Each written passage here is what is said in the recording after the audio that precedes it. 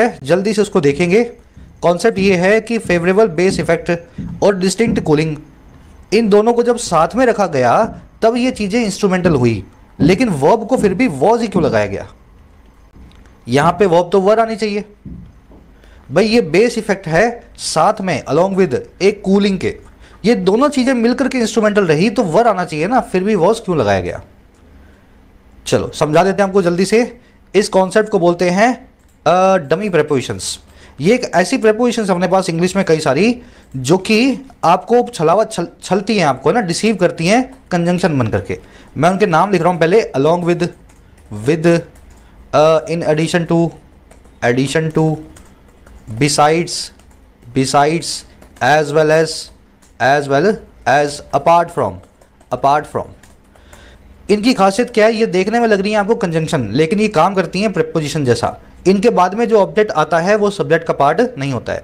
जैसे मैं ये लिखना चाहूँ मोहन के साथ में मैं अगले महीने गोवा जा रहा हूँ, या मोहन के साथ में मैंने भी एग्जाम को पास कर लिया, तो मैं बोलूँगा आई अलोंग विद मोहन हैज़ या हैव पास्ड द एग्ज़ाम। दिमाग में सवाल आएगा सर मोहन ने भी पास किया है, मैंने भी पास किया है, दोनों ने साथ में पास किया है, तो जब दोनों ने साथ में पास किया है तो हैव पास लिख देता हूँ, दो लोग हो गए ना। लेकिन कॉन्सेप्ट ये कहता है कि अलोंग विद तो एक प्रेपोजिशन है। अब ये जो मोहन आप देख रहे हो ना, ये मोहन इस प्रेपोजिशन का ऑब्जेक्ट है, सब्जेक्ट का पार्ट नहीं बन सकता, इसलिए सब्जेक्ट बच जाएगा सिर्फ आई। अब आई के हिसाब से जो वर्ब आएगी वो लगाना है, और आई के हिसाब से हैज़ लगाना है ना। हैज़ आएगा कि हैव आएगा? हैव ही आएगा। मान लो आई की जगह यहाँ पे शी लिखा होता, आई को तो छोड़ दो, आई को तो हम वैसे प्लूरल वर्ब देते हैं, है ना।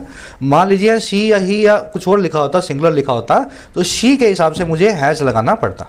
तो जो आपको सब्जेक्ट में दिखे आप उसी को सब्जेक्ट मानना है, इन प्रेपोजिशन के बाद में रखे हुए ऑब्जेक्ट को सब्जेक्ट का पार्ट नहीं मानना है। शी लिखा है तो हैज़ लगा दो, दे लिखा है तो हैव लगा दो, है ना। जो भी सब्जेक्ट है वो यही सब्जेक्ट है। बस यहाँ भी यही हुआ है, अलोंग विद से पहले जो फेवरेबल बेस इफेक्ट है ये सिंगुलर है, इसलिए वर्ब सिंगुलर आई है। डिस्टिंक्ट कूलिंग जो है अलोंग विद का ऑब्जेक्ट है, इसका इससे कोई भी कनेक्शन नहीं है।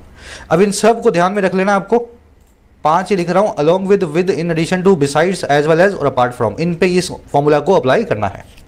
मैं ऐसा लिख देता she as well as Mohan, तो इस केस में भी एज वेल एज मोहन अलग हो चुका है, शी को ही सब्जेक्ट मानोगे और सिंगुलर वर्ब इसके हिसाब से दोगे। बढ़ते हैं आगे। चलो आज से क्विज में आगे